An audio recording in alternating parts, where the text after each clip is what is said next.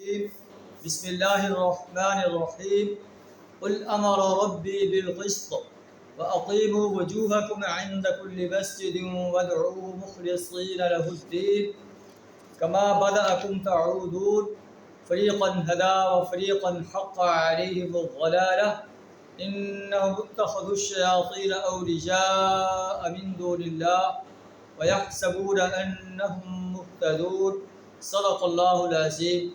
سورہ اعراف آیت نمبر 29 آپ کے سامنے تلاوت کی ہے۔ اس آیت میں اللہ تعالیٰ ارشاد فرمایا کہ اے نبی صلی اللہ علیہ وسلم آپ کہہ دیجئے امر ربی بالقسط، میرے رب نے مجھے انصاف کرنے کا حکم دیا ہے۔ امرت لأعدل بینکم، مجھے حکم دیا گیا کہ میں تمہارے درمیان عدل کروں، عدل کا نظام قائم کروں۔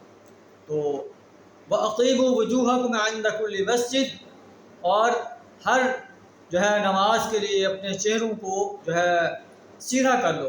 وَادْعُوهُ مُخْلِصِينَ لَهُ الدِّينَ، اور اپنے دین کو اسی کے لیے خالص کرتے ہوئے اسی اللہ کو پکارو، اللہ کو چھوڑ کر کسی اور کو نہ پکارو۔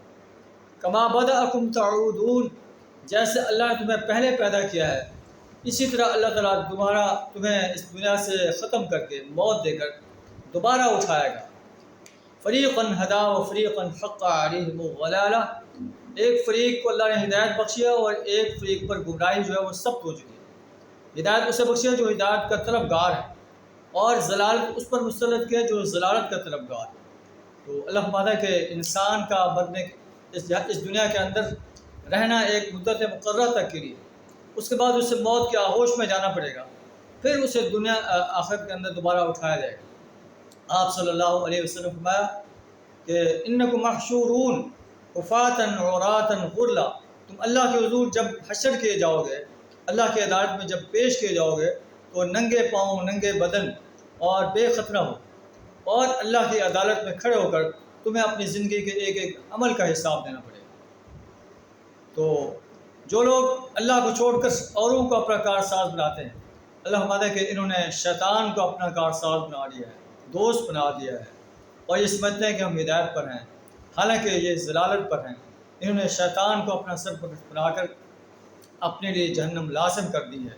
اور اس کے برعکس جو لوگ اللہ پر ایمان رکھتے ہیں، اللہ کے رسول صلی اللہ علیہ وسلم کی رسالت پر ایمان رکھتے ہیں، یوم حساب پر یقین رکھتے ہیں، اور اعمال صالحہ کرتے ہیں، امر بالمعروف اور نہی عن المنکر کا فریضہ ادا کرتے ہیں، اللہ فرماتا ہے کہ یہ ہدایت پر ہیں، اور قیامت کے روز یہ جنت کے باغوں میں داخل ہوں گے جن میں نہریں بہہ رہی ہوں گی، ان میں ہر وہ چیز ہوگی جو ان کا دل چاہے گا، ایسی نعمتیں ہوں گی مالا عین رأت، جنہیں کسی آنکھ نے نہیں دیکھا، ولا اذن سمعت، کسی کان نے نہیں سنا، ولا خطر علی قلب بشر، کسی انسان کے دل میں خیال تک نہیں آیا۔